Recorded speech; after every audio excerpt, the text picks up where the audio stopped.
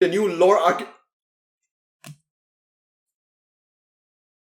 Hello duelists, Russ Merrill here, and today we're going to be opening a box of Phantom Rage. As usual, because this is a first print box in the new OCG series, we've got a +1 bonus pack, which we'll open at the end of the video. Now let's get into our very first actual pack. Man, there is just so much hype packed into this one box. It's one box that I've been waiting so long to open. A new Prank Kids Link monster, Prank Kids Mew. New Ultra Athlete support is in this pack as well. Pretty interesting generic support card that can search out traps, and here we have Raiders Unbreakable Mind, a brand new trap card that supports both Raid Raptors and the Phantom Knights, which is the whole point of this new set over here. And wow, our first rare in our first pack is going to be the new form for Albus. In the previous pack, he got a dragonic form known as the Bastard Dragon, and this time we've got the Stigmavore Dragon, Brigand. So this is his new form, following the new lore in the Yugioh OCG that tracks. The story begins with the Dragma in the previous set, and now in Phantom Rage, the story is continuing with the Tribrigrade, which is one of the new archetypes that I really love the design of, so I'm really looking to collect those cards as well.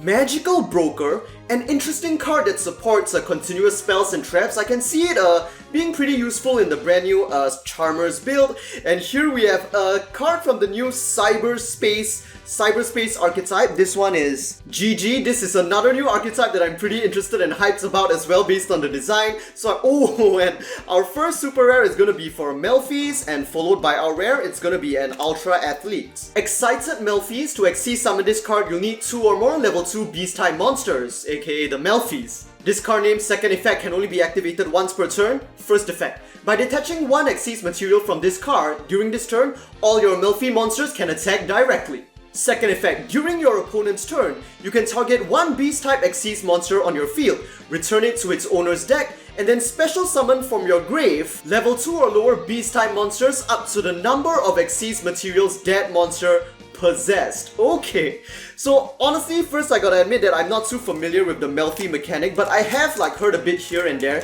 and this seems to kind of be in line with that whole mechanic where your Melfi monster can basically run back to the deck or the hand and then trigger some sort of effect in that way. And here we have the more Ultra Athletes, this monster again. Oh, and this is the monster that appeared on the OCG Twitter, Codinaral of the Transportation Crystals. She has a really interesting effect where she can swap the control of 2 monsters that she points to. So if she's in your extra monster zone, this arrow will be pointing to one of your monsters. This one will point to your opponent's one of your opponent's monster zones. So by somehow trapping your opponent into playing a really strong card in that zone over there, you can somehow swap control of it. And in that sense, it's you can beat a lot of really strong monsters that are protected against various forms of removal and destruction just by taking control of it instead. So there's a really interesting effect that I'm really pretty hyped about. Here we have an Infernity card, because Infernity is getting supported in this set as well. And here's a brand new Infernity rare, Infernity Conjurer. Pretty cool. I've always liked Kiryu's character in 5Ds, and his voice actor is pretty awesome as well. He actually participated in this tournament a while back. There was a broadcast on the Yu-Gi-Oh! OCG channel, I think, and then the voice actor for Yuya, from the main character from Arc 5, was there as well, and they actually had a duel. And here we have a brand new Raid Raptors support card, Raid Raptors Heal Eagle. Man, that is sick. Raid Raptors is honestly, I have to say, it's my most favorite archetype throughout the entire history of Yu-Gi-Oh! So I'm super hyped to see them come back. And oh, nice. Immediately after that, a Tri-Brigade card. Tri-Brigade Nabel, very cool.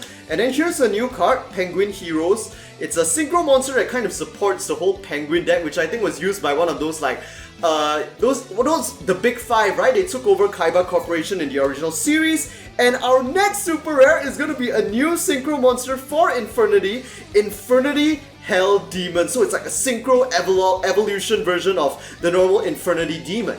Although I think in the TCG's case it's called Infernity Archfiend. I mean, that's the general trend of how they localize it. And here's a new Souten card for the new Souten archetype. Honestly, not too interested in this. To synchro summon Hell Demon, you'll need 1 tuner plus 1 or more non-tuner monsters. So honestly, very generic, can be played in any synchro based deck.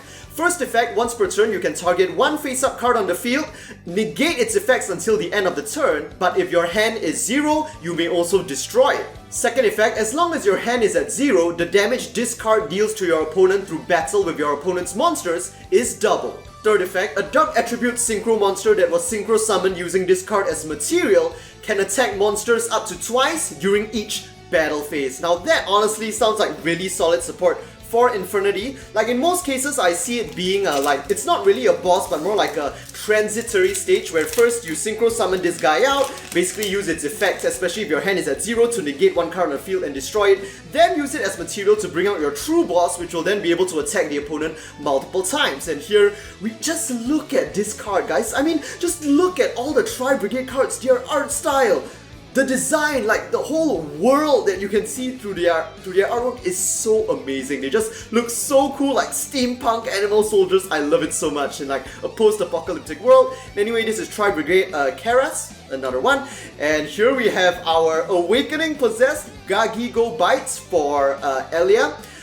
One of the missing charmers that we didn't get Awakened Possessed of in the structure deck. Here we have a Fusion Souten, and this looks like a Tribrigrade spell. Yup. Followed by a new rare card that's a field spell for Ultra Athlete. And yes, although I don't play the Phantom, I haven't played Phantom Knights as much as Raid Raptors, they are still, in my eyes, they are still a really cool archetype that I'm quite a fan of as well. So just seeing both of them return like this is awesome, especially with that cover card, Rebellion Xyz Dragon is just so sick, man. And yep, wow, that pack was literally just cards that we've all seen already. Other than that, I think you guys can already see, but I'm really hyped about Tribrigrade as well, and the other cyberspace new archetype. And on top of that, there is a new generic high-rank Xyz monster called Negalogia, which I posted his picture on my community tab earlier, and he basically just looks like a Gundam. Super cool. And you can... oh! Greedis, the gluttonous fish. I mean, I'm a big fan of like fish-based archetypes, so this card just strikes me instantly. It seems to be support for like a fish, sea serpent, and aqua type synchro-based deck, so that's pretty interesting. More generics. Of course, right? How can we not have a Raid Raptors slash Phantom Knights booster without a card with RUM at the start of its name, right? Rank up magic, Phantom Force, quick play of course. Super rare, and this guy again. Now let's take a look at what this new rank up magic can do. You can only activate one card with this name per turn. During either player's main phase, you can banish as many dark attribute monsters from your graveyard as you like to target one dark attribute Xyz monster on your field. Rank it up to any Raid Raptors, Phantom Knights, or Xyz Dragon Xyz monster from your extra deck for as many ranks as the monsters that you banish. So if you only banished one monster, you go up one rank. If you banish two, you go up two. Until the end of the turn after you activated this card, you can only special summon Xyz monsters from the extra deck. And I mean, that's seriously not a restriction at all, man. Dude, that is insane. Like, normally, our rank up mechanics are like pretty limited based on the rank up magics that are available in our deck, whether it's one rank up or two rank up or like doubling your rank if you play Raid Raptors like me. But now you have a card that allows you to select as many ranks as you want depending on the situation. That is sick, man. Infernity Wildcat, more Infernity support, Penguin Heroes again. This is Assassin Dragma, a new card for Dragma. So they seem to be like the most loyal inner sect of the Dragma that serve like these kinds of like secret assassination kinds of roles, and they actually seem to be after Eve. Based on the... no, I mean not Eve, I mean that was World Legacy. They seem to be after Ecclesia, the Saints of the Dragma that appeared in the previous set. That's kind of like the star of the whole Dragma archetype. And it's pretty interesting because she seems to be in the... oh... sorry about that, but here we have a Link 3 monster for Tribrigrade. This is Tribrigrade, Lugal of the Silver Bullet. It's so damn cool. Like, look at it. He's dual wielding like X pistols. That, I mean, based on the name, probably should shoot out silver bullets. That is so badass. But yeah, like, according to the lore, I don't know, man. Like, Ecclesia seems to be of the Tribrigrade and Elbus right now, and Elbus is like kind of protecting her from the Dragma assassins. But like, the lore currently is not that clear just yet, but a lot of exciting things are happening. And just as I mentioned that, another Awakening Possessed, the other one, Rasenryu. We finally got the new Awakening Possessed for Win as well. Pretty... oh, wait a minute, what was that? Anyway, here we've got one of the cyberspace gates, Suzaku! Dude. Wow. Okay, so... totally forgot this ultra rare was in this set as well, but yes, it is definitely in the list of the cards that I'm going for. And as you guys will probably be able to recognize, this is a new form of, I mean, it's basically the same Armityle, but it's a new card for Armityle, but using his finishing move that he used in the anime, which is honestly super confusing and hard to read in Japanese. Apparently it's going to be localized as Armityle the Chaos Phantom, Phantom of Fury, but the name translates into something more of like a Void Illusory Shadow Life of Agony. Of course, to fusion summon this card, you'll need Uria, Hamon, and Raviel, and while it's on the field, it's basically treated as being Armityle. Second effect, once per turn during your main phase, you can give control of this card to your opponent. Third effect, during the end phase of the turn this card's control was changed, activate this compulsory effect. Banish all cards on its current controller's field, and then its original owner may special summon one Armityle the Chaos Phantom from their extra deck, ignoring its summoning conditions. So that is just insane. You basically fusion summon out this guy, get it down on your field, send it over to your opponent, and your turn, your opponent loses all their resources, and then you get Armityle, which will basically become a complete beast during your opponent's turn. So that is insane. That is insane. I love it so much. Here we have Xyz imports. Pretty cool. Looks like a brand new generic Xyz support card, and a rare Red Raptor Strangleanius. So unfortunately, while I've taken a look at some of these new Red Raptors cards, like, they seem pretty good, but like, I just feel like, I mean, I have my original Red Raptors recipe that uses all of the older Red Raptors cards, but I don't really feel, I mean, the new Xyz monsters, of course, I kind of want to put them in, but the new main deck Red Raptors monsters don't seem like that they are that good enough to like put in and like replace the older Red Raptors cards.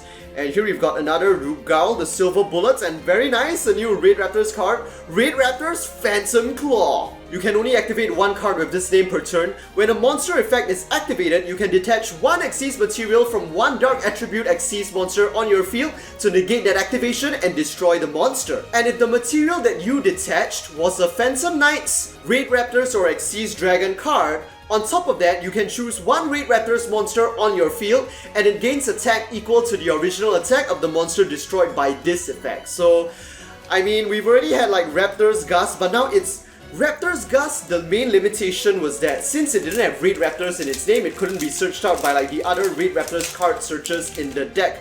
But now we do have a negator that can be searched out since it has Red Raptors in its name, and on top of that, its effect is super easy to pull off in order to achieve that free permanent attack boost on one of your Red Raptors monsters, which is very nice. And here we have a rare Raider's Wing. Okay, so putting the new Red Raptors monsters aside, Raider's Wing is a brand new effect monster that's permanently treated as both a Phantom Knights and Red Raptors monster. Now this one I can see it being placed in my Red Raptors deck because it has an honestly pretty powerful effect, and I mean you can play it in Phantom Knights as well. I mean the whole point of the cards coming back in this set is so that if you really want to, you can make a fusion Phantom Knights and Red Raptors deck. But honestly, I love Red Raptors so much I don't really want to mix it with anything else. And now, this is a serious card related to the lore, Dragmatism, which kind of seems to apply that the Dragma seem to have been, and are, brainwashing Ecclesia somehow, and that's why she's fighting on their side. So very interesting stuff. Honestly, I can't wait to see the new lore arc.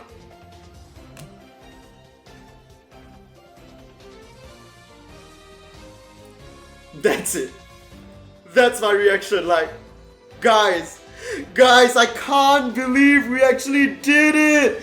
And here we have Rebellion Xyz Dragon, and no lie, this is the one card I wanted to pull most from this set, and it looks absolutely gorgeous right now. Like, I think they changed up the Xyz foiling just a... No, wait a minute, no!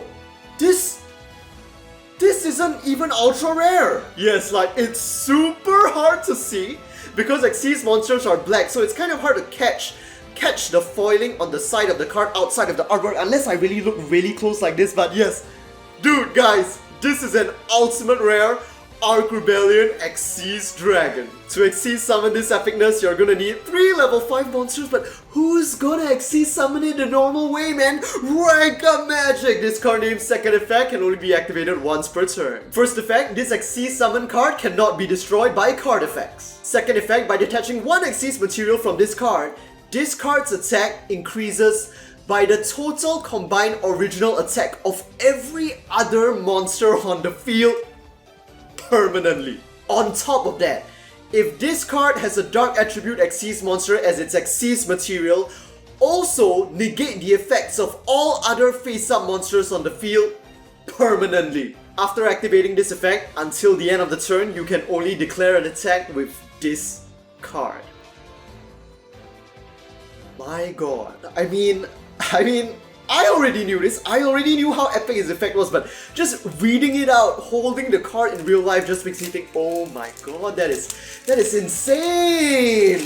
And I love how the effect is both Raptor-ish and Xyz Dragon-ish, if you catch my drift. Okay, more cyberspace monsters, and here's a new Phantom Knights, Stained Grief, I believe. The Phantom Knights Stained Grief, and wow, suddenly all the cyberspace cards are coming in. Another Brigand.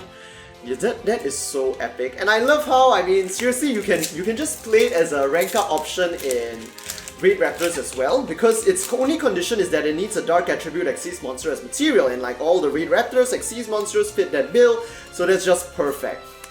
Arcana reading, so for some reason we're getting new support for Arcana Force in this set as well. Another Raider Swing, very nice. Maybe we'll be lucky enough to get a third Raider Swing. I still like need to dig out my old Raid Raptors deck though, because it's like lost in my cupboard of cards somewhere.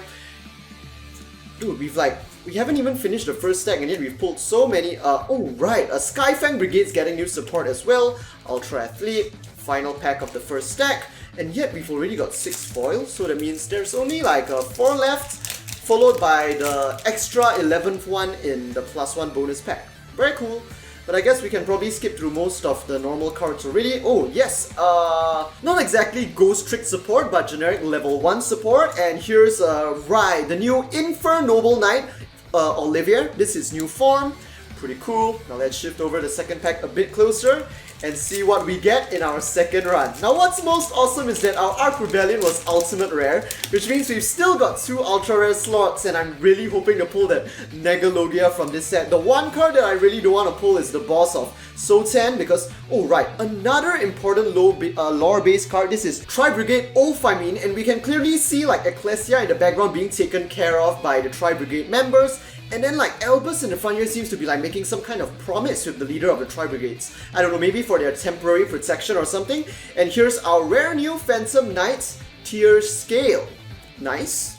I mean, the Phantom Knights are honestly so cool design-wise, honestly though. Like, I mean, to be fair, I think art-wise, I think they're cooler than Raid Raptors, but overall Raid Raptors are cooler to me because of like their effects, their mechanics, their whole feel, and like, I mean, the fact that I've played with them so much, man. And here we have another cyberspace gate. This time it's... Sorry, have I been calling them cyberspace? I mean Datascape. And this is not a Datascape gate, this is the Datascape Capital Julon, which is surrounded by the four gates, which I believe are Suzaku, Genbu, Byakko, and the Blue Dragon. But they're essentially, you know, those of you who've watched some kind of Japanese media or played some Japanese games will know like the 4 directions, the 4 beasts, the Red Phoenix, White Tiger, Black Tortoise, and Blue Dragon. Seiryu, I believe, is the last one. They are a common sight in both Japanese and Chinese culture. I don't know how to feel about this, but here's our secret rare, and it's Cyberscape Fan. Like, as much as I think the cyberspace monsters are really cool, I'd rather get them in their base rarities, you know? Like for Secret and Ultimate, I kind of want to get like the cooler monsters. The ones I want even more. And to Xyz summon this monster, it's a worm type, you'll need 2 or more level 6 monsters. This card name's second effect can only be activated once per turn. First effect. Once per turn, by detaching 2 overlay units from this card, you can target 1 face-up card on the opponent's field and 1 card in either player's graveyard, banish both. Second effect, if this Xyz summon card is destroyed by your opponent's card effect or destroyed from an attack by your opponent's monster, you can special summon 2 Cyberscape monsters from your deck with the same type and attribute. So, by itself, for a rank 6, I don't think it sounds that impressive, but that's kind of in line with the whole Cyberscape mechanic, where I find that none of the cards by themselves are too OP, but the point is you constantly want to cycle them, have them get destroyed, and then bring out the smaller main deck monsters again, bring out the extra deck monsters again, keep on cycling the effects over and over again, so that your opponent, in an attrition-based control style, your opponent slowly, gradually loses all of their resources. And what is this? Rock Band Groove Xenogidam, and what I find is really cool about this is that he currently has no archetype, he just seems to be a generic support for rock-type monsters, which is like really cool to me right now, because as I was building my fossil deck previously from the recent Collection Pack 2020, I just found that rock support is kind of a bit lacking, even though we have like a Nibil, the Primal Being, and of course a Congregates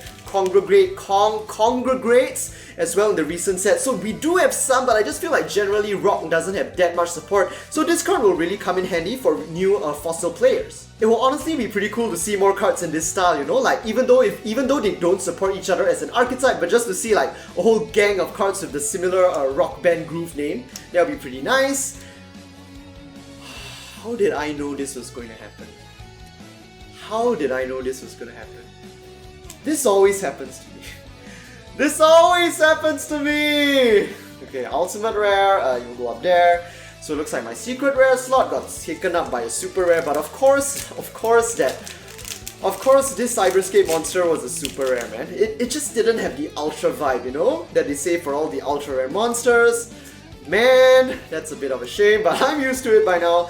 And cool! Now this one looks pretty badass. This is Rao Rao, another Cyberscape monster. Honestly, it's kind of hard to imagine how the whole Cyberscape deck will play out. It seems like it needs a lot of finesse to perform, and even then it's still not that powerful or fast, but oh, cool! So it looks like we are getting another oh, and this is Dark World support. Pretty nice. Another Cyberscape card. Sorry, I mean Datascape. It's just so confusing sometimes. And this one is Datascape Ruru. This card name's effect can only be activated once per turn. While this card is in your hand, you can target one Datascape card on your field, send from your deck to the grave one Datascape card of a different type from the targeted card, and by type we mean like monster, spell, trap. Special summon this card, and after that, you can add from your deck to the hand one Cyberscape card other than Cyberscape Ruru that is of a different type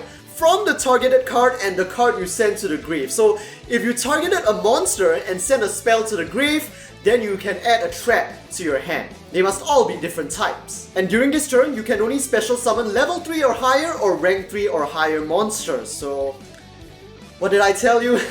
It's honestly really deep how this archetype works, and I honestly think whoever came out with this on Konami's side is pretty smart, man. In order to balance this whole kind of thing is probably pretty difficult in the first place. So that's pretty cool. That's kind of why I'm drawn to this whole Cyberscape archetype in the first place.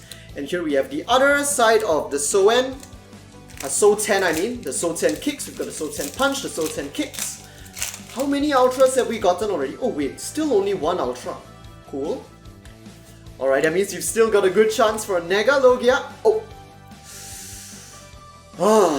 Okay. So this is the one foil in this set that I wanted to pull the least. But I guess since I got the one I wanted to pull the most, this one kind of balances it out. And here is the Souten Heavenly General Congo. Now I mean, like, I think design-wise, I mean, there's nothing bad or wrong going on here, but it's just the way they chose to draw this guy. Like, he's just got such a goofy smile, I can't stand it. It's not the kind of boss monster I want to put out on the field and feel badass about. So to fusion summon Congo, you'll need Souten Punchman plus 2 more Souten monsters. This card name's third effect can only be activated once per turn. First effect. If this card battles, your opponent cannot activate spell, trap or monster effects until the end of the damage step. Second effect, after the damage step when this monster attacks, you can send one monster on your opponent's field back to the hand, non-targeting. Third effect, when your opponent activates a spell or trap effect targeting this card, if you have 2 or more fusion monsters on the field, negate that effect's activation. Okay, so as much as I like to hate on this card in terms of its design and artwork, honestly, I think he's pretty strong. And one thing that did strike me about the Souten archetype is that it technically only has two main deck monsters, Souten Punchman and Souten Kickman. Those are not their actual names, but basically the punching guy and the kicking guy. And they basically make use of effects to summon a Souten tokens, a large number of them, onto the field. And because these tokens are called Souten tokens, they are counted as Souten monsters, and because of that, they can be used as fusion material for stuff like Kongo. And here we have a missing rare in Tribrigrade that we haven't pulled so far, Fractal. Okay, pretty cool. I just realized that we are missing, I think, one super rare Tribrigade Link monster as well. I believe it's the Link 2, the pink-haired cat girl. So without that, we can't really complete the chain. That's a bit of a shame. I really wanted to collect all of the Tribrigade monsters in this set. Here we've got a rare, Souten card, 2 packs left, and I believe 1, 2, 3, 4, 5, 6, 7, 8. Wait, that's 10, right? Alright. Right, okay. Right, so we've got 6 supers already, 1 ultimate, 1 secret, 2 ultras. That means we have 1 more ultra coming.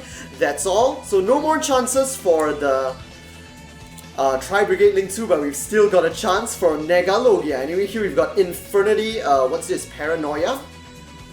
Oh, you instead? You instead? But anyway, it looks like here we've got our final ultra rare, the King of Beasts, Alpha. So Alpha cannot be normal summon and can only be special summoned from your hand when the total attack of the monsters on your opponent's field are higher than the total attack of the monsters on your field. This card name's effect can only be activated once per turn. By returning any number of Beast, Beast Warrior, or Winged Beast type monsters from your field to the hand, return as many face-up monsters on your opponent's field to their hand, non-targeting.